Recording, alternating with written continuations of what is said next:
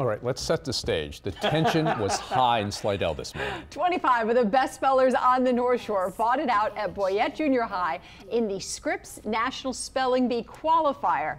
Doug was there. The winners today and tomorrow advance to the regionals, which are at Xavier. The Junior Auxiliary of Slidell puts this on every year, and as we mentioned, our own Doug Mouton is the pronouncer.